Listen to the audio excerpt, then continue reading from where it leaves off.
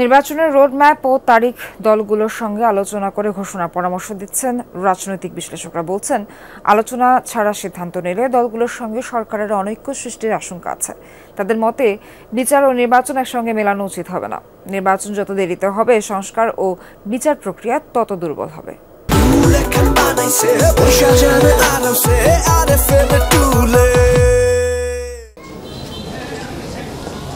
গত 15 বছরে যে কটি সংসদ নির্বাচন হয়েছে সবই ছিল কোনো না কোনোভাবে প্রশ্নবিদ্ধ। ভোটাররা ভোট দিতে পারেনি অভিযোগ করে রাজনৈতিক দলগুলো সোচ্চার ছিল সুষ্ঠু নির্বাচনের দাবিতে। গুম, খুন মামলা সহ নানা নির্যাতনের শিকার হয় বিএনপি সহ বিভিন্ন দলের হাজার হাজার নেতাকর্মী। 5 আগস্ট আওয়ামী লীগের পতনের পর সুষ্ঠু নির্বাচন ও রাষ্ট্র সংস্কারের ঘোষণা দেয় অন্তর্বর্তী সরকার। শুক্রবার জাতির উদ্দেশ্যে ভাষণে এপ্রিলের প্রথমার্ধে নির্বাচন অনুষ্ঠানের সময় ঘোষণা করেন প্রধান উপদেষ্টা। যদিও ডিসেম্বরে নির্বাচন চেয়ে আসছে বিএনপি সহ অনেক দল।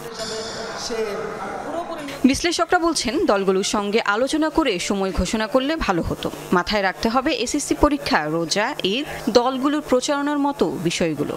বিএনপির মতো বড় রাজনৈতিক দলকে এবং তার যারা সহযোগী আছে তাদেরকে ইগনোর করে এইভাবে সরকারের ইচ্ছা মতো ডেট দেওয়াটা আমার কাছে মনে হচ্ছে না সরকারের জন্য কোনো ভালো কিছু হচ্ছে। সবাইকে কনভিন্স করে যদি আপনি 2 বছর পরেও দেন, সবাই যদি একমত হয়, আমাদের কোনো আপত্তি নাই। এপ্রিলে ইলেকশন করলে সমস্যা হতে পারে বা কম সময় পাওয়া যাবে বা প্রচারণার ক্ষেত্রে সমস্যা হবে।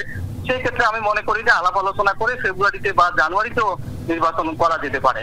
ব্যাপক নয়, নির্বাচনের জন্য মৌলিক সংস্কারে সবাইকে ঐক্যমত্যে আনতে হবে বলছেন এই দুই বিশ্লেষক। তারা মনে করেন, নির্বাচনে দেরি হলে বাড়বে সংকট।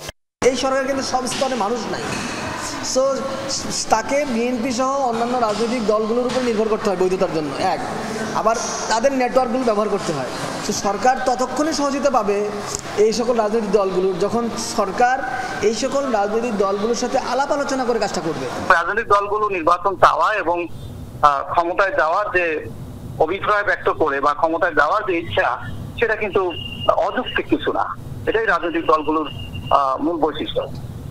তো সুতরাং আমি মনে করি যে নির্বাচন দেরি হলে রাজনৈতিক দলগুলোর মধ্যে একটা দূরত্ব সৃষ্টি হতে পারে সরকারের সাথে। বিশ্লেষকরা বলছেন, নির্বাচনের সময়ের সঙ্গে বিচারের কোনো সংযোগ নেই। নির্বাচন ব্যবস্থা দুর্বল হলে দুর্বল হবে সংস্কার ও বিচার প্রক্রিয়া। নির্বাচনের সাথে বিচার প্রক্রিয়াকে যদি মিলিয়ে ফেলা হয় তাহলে সেটা ঠিক হবে না।